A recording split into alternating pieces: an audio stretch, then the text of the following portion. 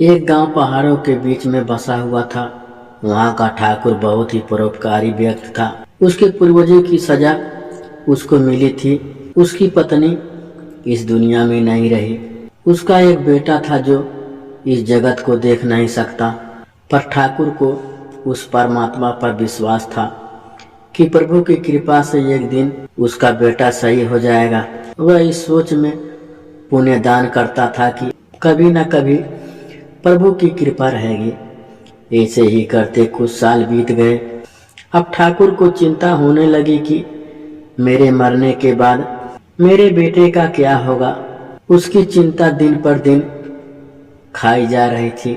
तभी स्वर्ग लोक में नारद जी नारायण नारायण बोलते हुए ब्रह्मा जी के पास जाते हैं और बोलते हैं, प्रभु ये क्या, आप कितने निर्दयी हैं। आप उस मानव की सहायता क्यों नहीं करते। वो रोज पुण्य दान करता है, फिर भी आप उसे कष्ट दे रहे हो। आप बड़े स्वार्थी हो, आपको उसका दुख नहीं दिखता क्या। तब ब्रह्मा जी मुस्कुराए और बोले, इसमें मेरा क्या स्वार्थ है नारद मुनि। तब नारद मुनि शिव जी के पास जाते हैं और वही बात शिव जी से भी करते हैं। तब उनकी बात सुनकर शिव जी हंसने लगते हैं और बोलते हैं, इंसान स्वार्थी है। ये बात सुनकर उन्हें और गुस्सा आ गया और वे वहां से विष्णु जी के पास आए और अपनी बात बताई।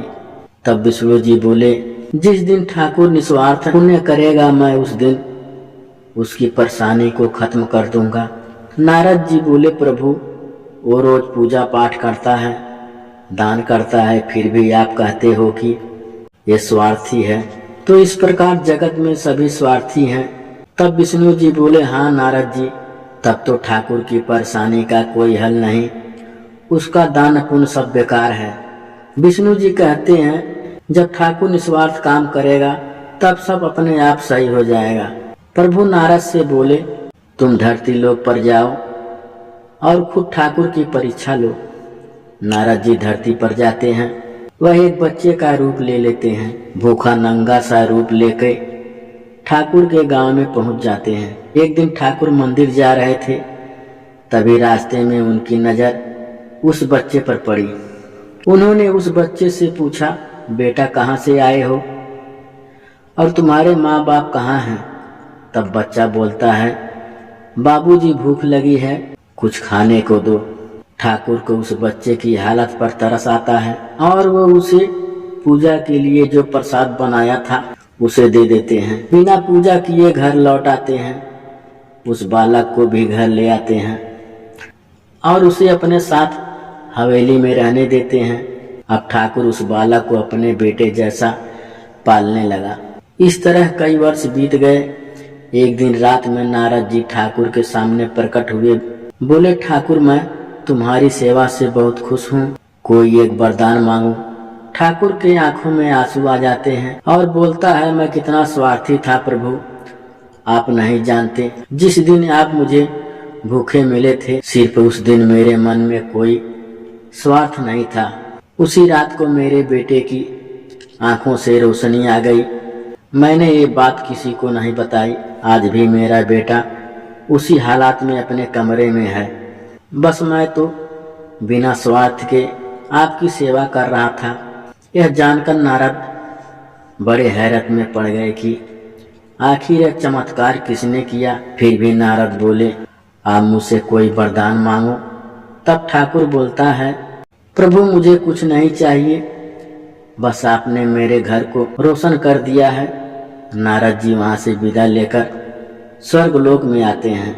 विष्णु शिव और ब्रह्मा जी को एक साथ देखकर हैरत में पड़ जाते हैं और बोलते हैं, प्रभु आपने मुझे जिस दिन धरती पर जाने को बोला, उसी दिन आपने ठाकुर की इच्छा पूरी कर दी।